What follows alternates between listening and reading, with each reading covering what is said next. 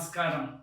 నా పేరు RSV Badrinath, retired government employee. 1986వ సంవత్సరంలో ప్రభుత్వ ఉన్నత ఉద్యోగిగా సర్వీస్ మొదలుపెట్టి 36 సంవత్సరముల తర్వాత నేను ప్రభుత్వ సర్వీస్ నుంచి విశ్రాంత ఉద్యోగిగా ఉంటూ రిటైర్ అయి ఉన్నానండి. ప్రస్తుతము భారతదేశం జనాభా మనకు 140 కోట్ల జనాభాతో దేశ అభివృద్ధికి ఏ విధంగా ఈ యువతను తీసుకోవాలి, ఉన్న మన వనరులను కాపాడుకుంటూ భారతదేశాన్ని విశ్వగురువుగా ప్రపంచంలో ఎట్లా నిలబెట్టాలా అనే ముఖ్య ఉద్దేశాలతో ఏర్పడిన సంస్థలే United federation of residential welfare associations. హైదరాబాదులో ఉన్న 30,000 గేటెడ్ కమ్యూనిటీస్ను ఒక్క తాటి మీదకు తెచ్చి పర్యావరణం మీద మరియు అక్కడ ఉన్న ప్రజలకు అన్ని రకాల అవగాహన తరగతులు నిర్వహిస్తూ ఇతోధికంగా మనము సంఘ సేవ చేసేందుకు ప్రయత్నం చేస్తూ ఉన్నాము. అదేవిధంగా confederation of residential welfare associations భారతదేశంలో ఉన్న అన్ని గేటెడ్ కమ్యూనిటీస్ను కూడా ఒక తాటి మీదికి తెచ్చి గత నెల మేము హైదరాబాదులో 11వ జాతీయ సదస్సును నిర్వహించాము.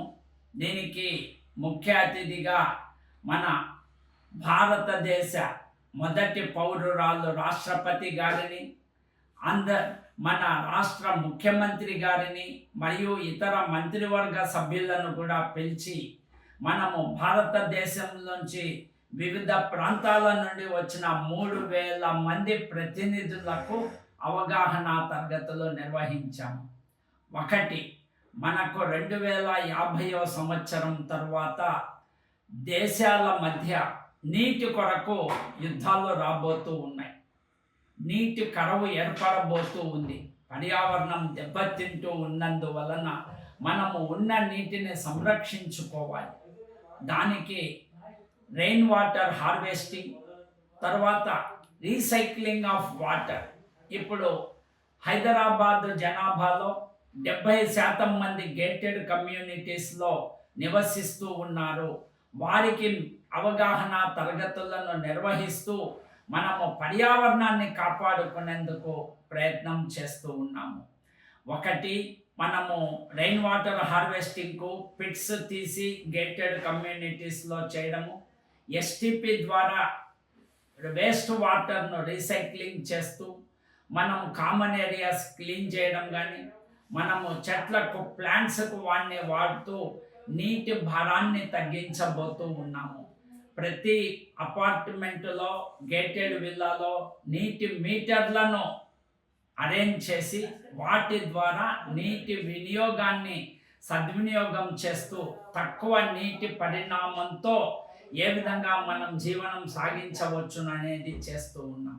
నెక్స్ట్ 2030 తర్వాత మన భారతదేశ జనాభాలో 30% మంది క్యాన్సర్ బారిన పడే ఆస్కారం ఏర్పడుతూ ఉంది.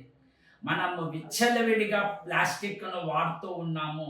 ఇది పర్యావరణానికి హాని కలుగజేస్తూ మనకు 54 లక్షల టన్నుల ప్లాస్టిక్ సంవత్సరానికి మనము వేస్ట్ ప్లాస్టిక్ వాడుతూ ఉంటే దాన్ని రీసైక్లింగ్లో కేవలము 9 కోట్ల లక్షల ప్లాస్టిక్ మాత్రమే రీసైక్లింగ్ చేయగలుగుతున్నాం.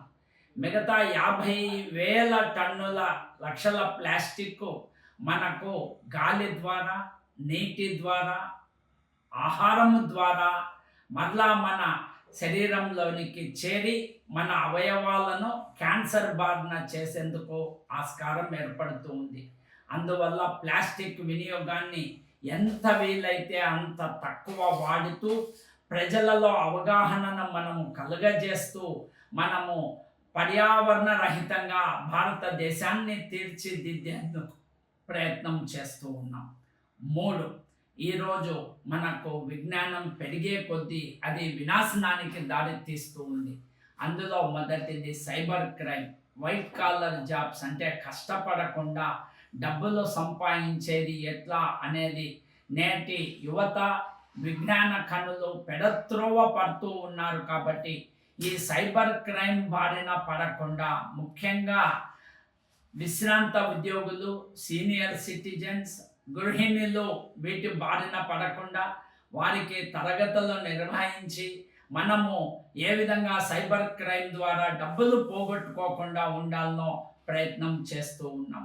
4వది వచ్చేసి డ్రగ్స్ అబ్యూస్. ఈరోజు అదృష్టమో దురదృష్టమో మనకు విజ్ఞానం నిమిషాల మీద ప్రజలకు చేరబోయేందుకు ఇంటర్నెట్, సెల్ ఫోన్, టీవీ, మిగతా ఇతర ఎలక్ట్రానిక్ సాధనాల ద్వారా కమ్యూనికేషన్ చాలా ఈజీగా జరుగుతూ ఉంది. నేటి యువత పాశ్చాత్య నాగరికతకు లోబడి దానిని అనుకరిస్తూ ఈ డ్రగ్స్ను వాడేది భారతదేశ యువతలో ఎక్కువైపోతూ ఉంది. రోజు రోజుకు పెరిగిపోతూ ఈరోజు 20% యొక్క భారతదేశ యువత డ్రగ్స్కు బానిసలు కాబోతూ ఉన్నారు. ఇప్పుడే మనం మేల్కొని వారిని సరైన దారిలో పెట్టకుండా ఉంటే భారతదేశము అభివృద్ధి చెందేది అట్లా ఉన్నిచ్చి యూరోపియన్ కంట్రీస్ మాదిరి యువత నిర్వీర్యమైపోయి అది భారతదేశ అభివృద్ధి నిరోధకగా తయారవుతుంది. కాబట్టి మనం డ్రగ్స్ అబ్యూస్ మీద పునశ్చరణ తరగతులు,